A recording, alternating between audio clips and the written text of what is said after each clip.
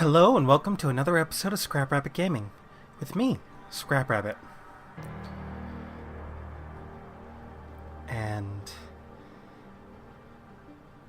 well, I never asked for this. It's time for Deus Ex: Mankind Divided. Now, I have always loved the Deus Ex game. Okay, there's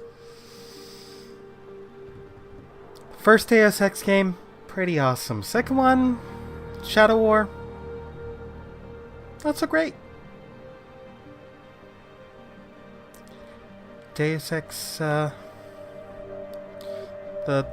remake, the new one, the last one, the one before this one, I really enjoyed. So, Mankind Divided. I am looking forward to this, I have got to tell you. I love me some stealth games.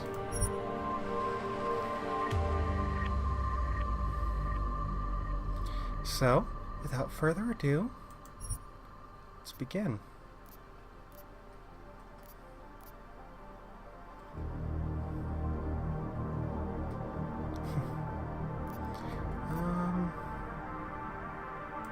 Give me Deus Ex.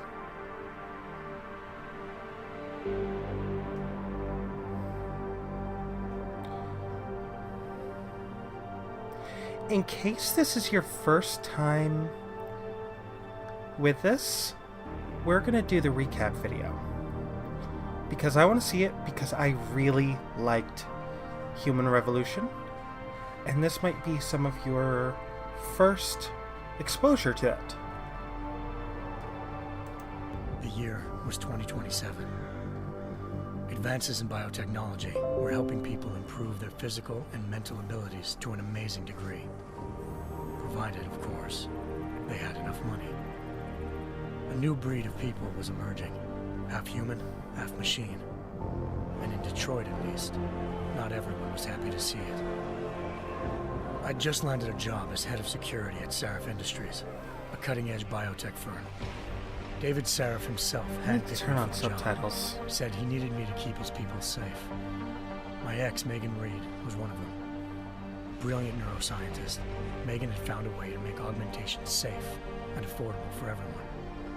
All she had to do was present her research to Congress.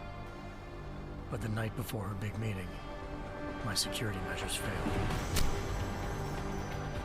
A team of Black Op mercenaries stormed into Sarif headquarters, massacring everyone in sight. 3 of the mercs were heavily augmented walking tanks. Their mission? Take out Megan and her team. I tried to stop them, but their leader tossed me through a plate glass wall. Last thing I heard as his bullets slammed into my brain was Megan's dying scream. I should have died with her. Only I didn't. High-end military-grade enhancements saved my life. The best augmentation Sarif's money could buy. It took me half a year to get a feel for her. Should have taken longer. But 6 months into my recovery, Sarif Industries was attacked again. This time, by a radical group of pro-human purists. Violent, militant, and fanatically opposed to human augmentation. They claimed to be members of Humanity Front, a non-profit organization that wanted the UN to limit biotechnology research.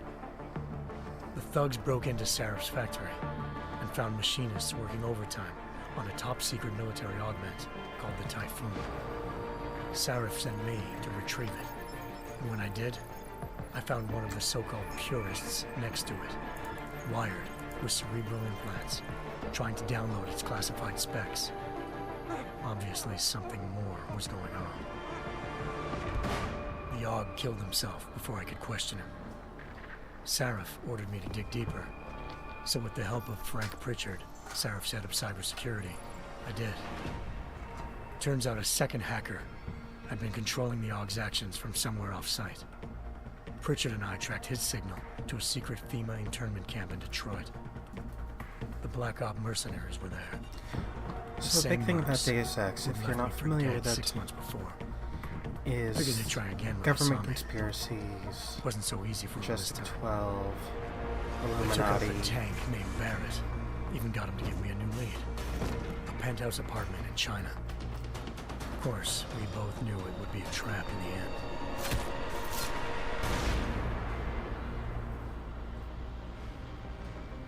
Hengsha Island, China. Home to a city so crowded, they had to build a second city on top of it. Trying to find clues in Hengsha wouldn't be easy. Lucky for me, I wasn't alone. Farida Malik, Sarif Industries' ace pilot, had lived in Hengsha before. A good person to have on your side. She knew enough about the place to get me around. Malik dropped me in the lower city, close to the penthouse Barrett had told me about. Bell Tower Associates, a private security firm under contract to the Chinese government, had agents tossing the suite when I arrived. Just not for the reason I'd been expecting. Turns out the man who lived there was a criminal hacker named Van Bruggen. The same hacker who'd been remotely controlling the AUG in Sarif's factory. Van Bruggen's panicked decision to force the man to commit suicide had been a mistake. Now his mercenary partners were gunning for him, and I needed to find him before they did. Locating Van Bruggen meant playing nice with the Triads, Hengsha's organized crime lords. They had the hacker holed up inside a low-rent capsule hotel. By the time I found him, Van Bruggen had no qualms giving up the woman who hired him. Zhao Yunru, president of the Taiyang Medical Corporation. According to Van Bruggen, Zhao wanted to monopolize the augmentation industry and had hired Black Op mercenaries to destabilize her competition. Sarif Industries was at the top of her list. To prove this, I needed to get inside TYM and grab a surveillance hologram off a server. I suspected Van Bruggen was hiding something when he told me this, but nothing could have prepared me for what I saw. Megan wasn't dead.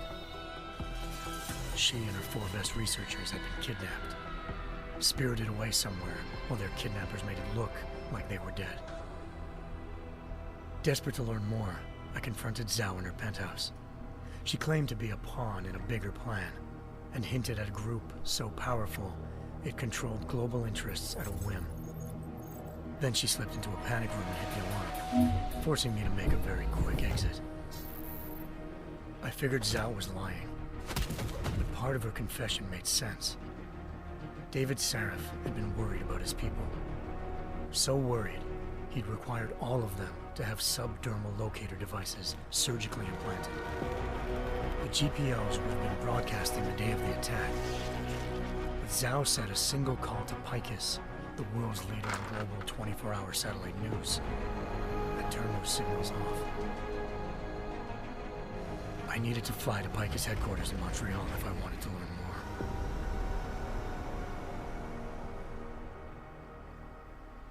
So Eliza really good Cassan, game. Picus Communications' First Lady of News. Malik thought I was reaching when I told her Eliza was involved in this. The world's most famous news anchor, working with a mercenary hit squad. But when I confronted Cassan in her office, she freely admitted to jamming Detroit's satellites the night Megan's team had been taken. Said she's just been following her commands. I suspected she wanted to say more. But Black Op mercenaries showed up looking to shut us both down. And just like that, the Eliza I'd been talking to disappeared. The Mercs were led by an augmented killer I'd crossed paths with twice before. Fedorova, a woman who'd made silence her best friend. She waited for me to track Eliza's transmission to a secret server room underneath the Picus complex, then jumped me from behind. A deadly fight ensued. I made sure she never moved silently again. With Fedorova down, and no one left to keep Eliza quiet, she reappeared. Turns out Picus's First Lady of News wasn't a lady at all. She was a sophisticated AI program, engineered to monitor data streams and control what people believed.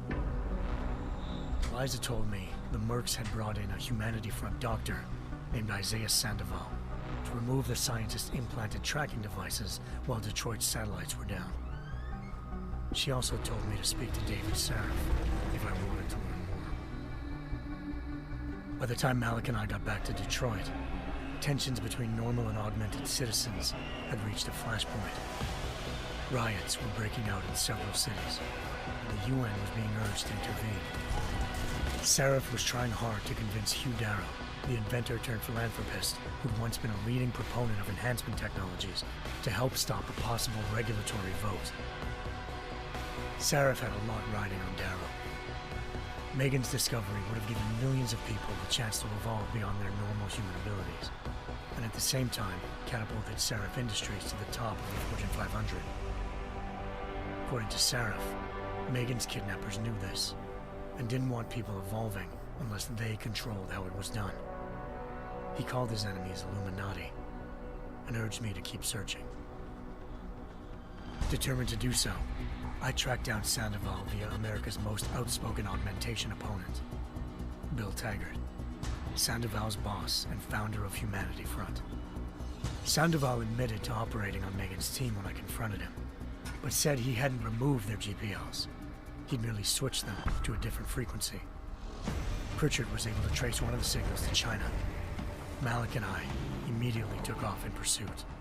Unfortunately, the Illuminati were one step ahead.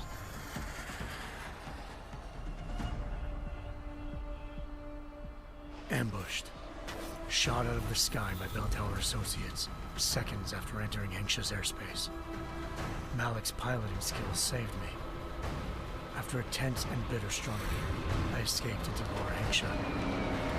The tracking signal I was following led straight to the Triads, or more specifically, to the augmented arm of Tong Si-hung, leader of a gang of augmentation harvesters. Tong said they'd taken the arm off a corpse, which Bell Tower had left at their door, meaning at least one of Seraph's scientists was dead. Maybe not the rest of them, though. Tong pointed me to a port used for human trafficking and helped me slip aboard a Bell Tower ship. It was sailing to Rifleman Bank Station, a military base in the South China Sea. Bell Tower was holding kidnapped civilians as prisoners there, and using them to perfect the Hyron Project, a human-computer interface that left most of its test subjects dead. My search for Megan would have ended then, if not for a mysterious ally named Quinn. In exchange for my help exposing Bell Tower, he slipped me aboard a second ship headed to Singapore, and an Illuminati-run biotech facility called Omega Ranch. 3 of Seraph's scientists were there, forced by their captors to create a technology capable of remotely shutting down augmented abilities. Thanks to an emergency recall notice issued by the World Health Organization, millions of people all over the world already had the biochip installed. With the help of the scientists, I tracked Megan to a private section of the ranch. There, I ran into Yaron Namir, the walking tank who'd put a bullet in my brain the first time we met. He'd teamed up with Zhao and was hoping to catch me off guard. Their little ambush didn't work. I found Megan in a suite belonging to Hugh Darrow, the billionaire philanthropist who'd Seraph had called on for help. Darrow had convinced her to go along with the biochip plan by promising to sabotage the tech. As she was explaining this, Darrow appeared in a global broadcast, telling the world that augmentations would be the death of mankind. Then he activated the biochips to prove his point.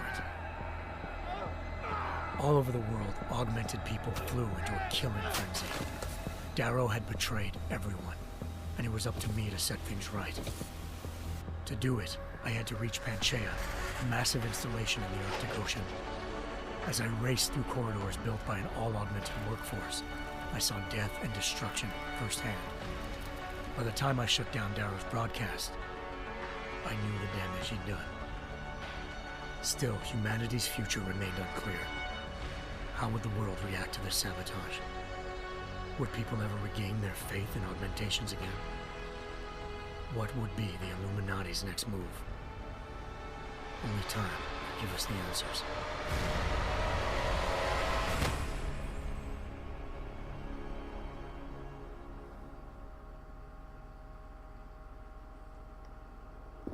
So at the end of the last game, you had 3 choices. To disseminate the information, to bury the information, or... So I'm wondering what the canon... I once thought I could save the world. Now look at it.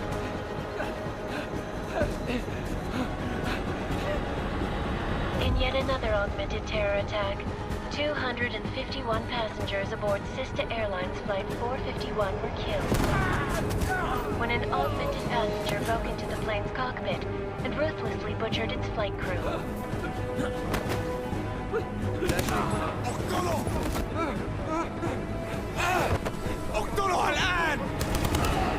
Details recovered from the black box recorder suggest that the man may have been suffering flashbacks to the AUG incident. That horrible day 2 years ago when augmented people all over the world flew into a psychotic killing spree, causing the greatest loss of life in recent history. Sometimes, you just have to let go. And embrace what you've become. Not gonna go all wonky on us now, Hansa, are ya? Well, if I do, MacLeod, I guarantee you'll never see it coming. Agent Jensen! Am I gonna have a problem with you? No, sir. No reason to assume you would. Good, because you are the only augmented operative on this team, and I intend to make good use of you. Listen up, all of you. We got a sandstorm barreling down our arse and we can't afford to make mistakes. We're going after this man, an arms dealer named Shepard. He's ex-Bell Tower, one of the Special Forces commanders who disappeared during the incident. And he's come out of hiding? That cannot be good. It's not. He's selling weapons and military-grade augments to terrorists. This is Aran Singh, the undercover agent who lured Shepard out of his hole. Best you see Interpol's got. But 3 years he's worked hard to get him tight with the Jinn, an Iraqi smuggling cartel that's infected the Eastern Hemisphere like a plague. Last week, our arms dealer sent a message to the Jinn, offering to sell them a shitload of black market merchandise dirt cheap. They told Singh to handle the buy. They're not gonna like it when Interpol disrupts their party. Singh's cover really that good? It is right now. We need to keep it that way. This is where the deal's going down. A half-finished high-rise hotel that's been abandoned ever since the incident. It's not a pretty picture inside. Let me guess. Most of the laborers were augmented with heavy-duty industrial rigs. So when the incident hit, and they all went schizo, things got gruesome real fast. And no one, except for some homeless junkies, have been inside the place ever since. So what's the plan, Director? Singh's meeting Shepard on the ground floor, inside the hotel's main atrium. He sent the bulk of his Jinn crew to the penthouse levels to secure a vantage point. I want MacCready's team to take up positions overlooking the atrium and make the arrest. Jensen, you're going in solo from the roof. My objectives? Keep the Jinn from joining the party. As far as we can tell, only one route connects the atrium to the penthouse level, a halfway decent elevator shaft. Here. I want you to block access to it. Fine. Just cut me loose. Do you plan on relying solely on your augments for this one? I'd recommend taking a little hardware, just to be sure.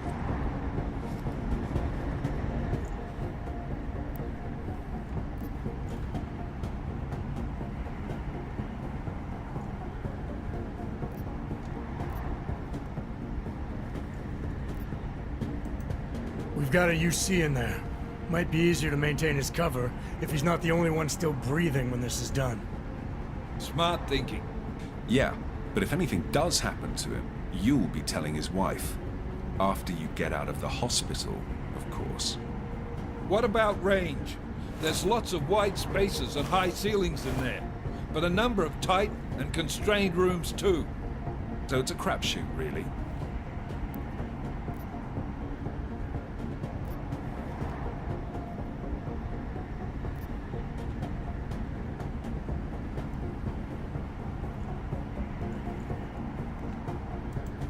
Well, I'm not looking to play dice with anyone in there. Give me something with distance. Your call. Less chance of being seen and compromising Singh that way. One last thing, Jensen. Singh said the Jinn are using some sort of portable Wi-Fi device to boost communications. He's got a better chance of maintaining cover if you disable it. We'll keep an eye out for it. But aren't we on the clock here? You said there's a sandstorm moving. Bonus objectives. There is, and we got the intel on this mission at the very last minute, so we're scrambling a little. If it comes to it, your #1 priority is keeping the Jinn out of that atrium. Copy that. Time to put away your happy thoughts, gentlemen. We're approaching the target building. You're up first, Jensen. Let's do this. Task Force Actual. This is Knife Leader. Engage Hush drives and descend to Angels 1-5.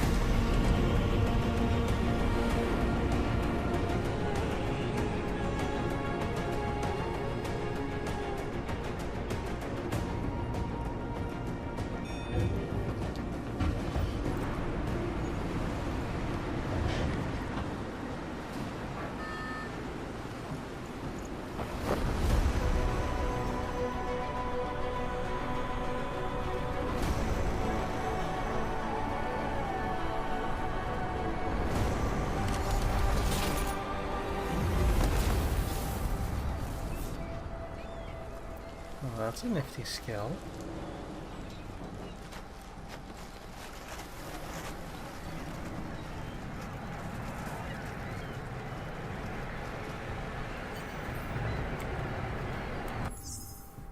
Right.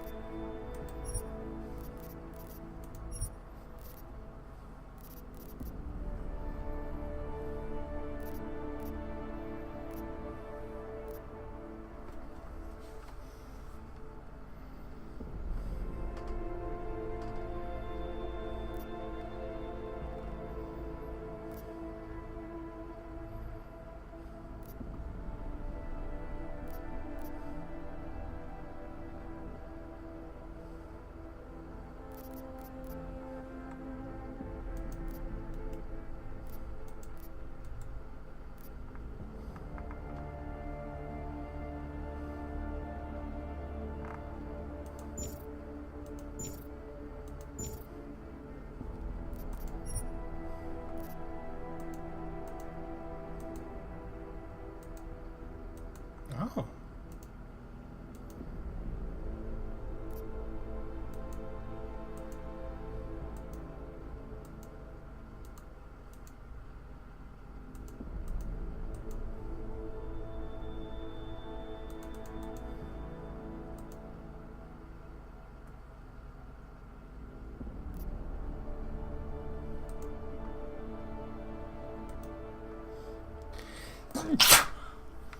Oh, my apologies.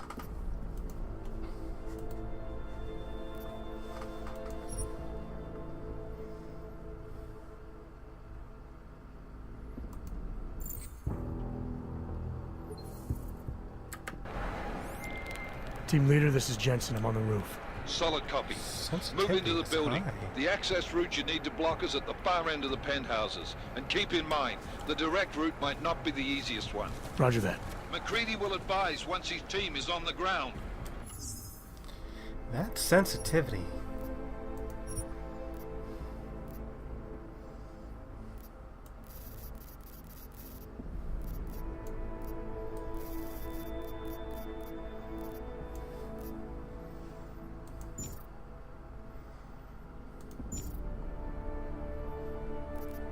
Miller out. Much better.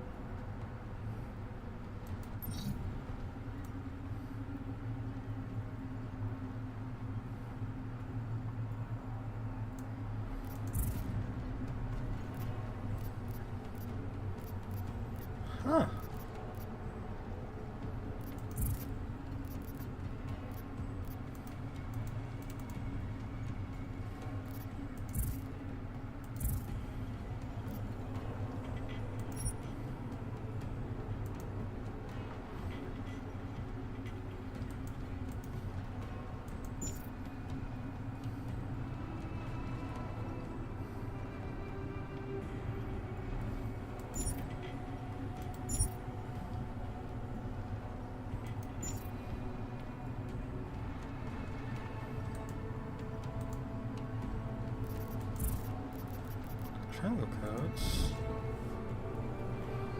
Game.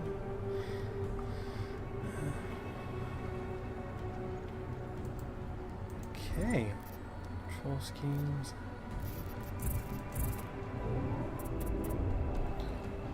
So, social enhancer. Oh my god. This is my build from the first game.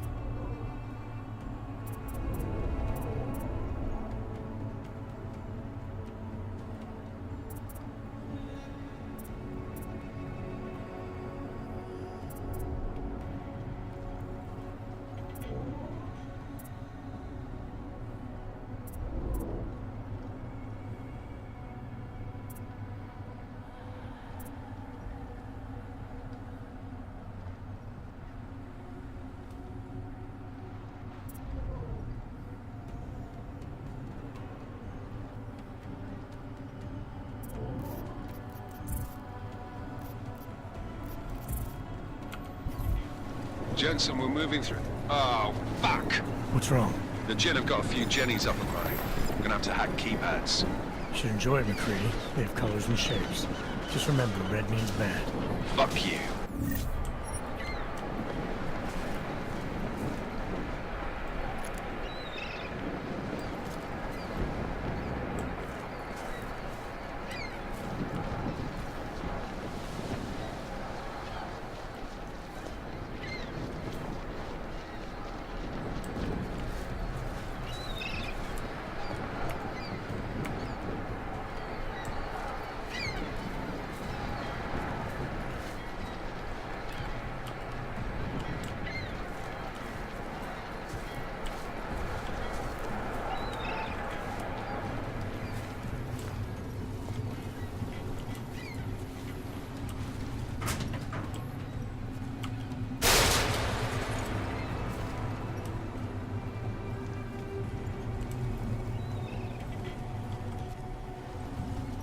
Not entirely too sure that was necessary.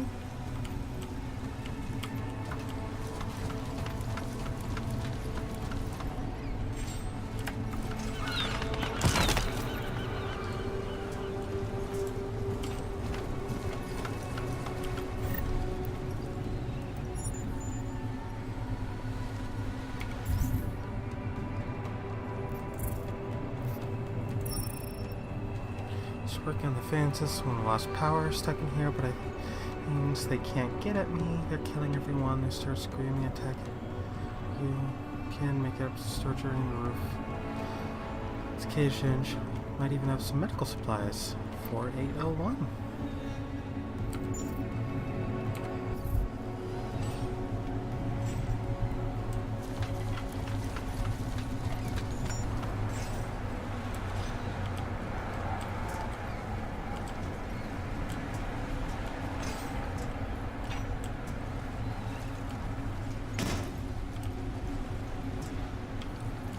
I just like to explore, you know.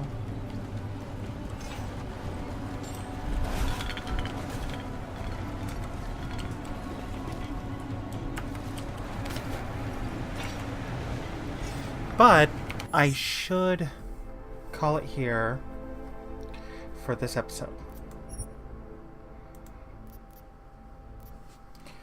So, thank you all for watching, and have a wonderful evening.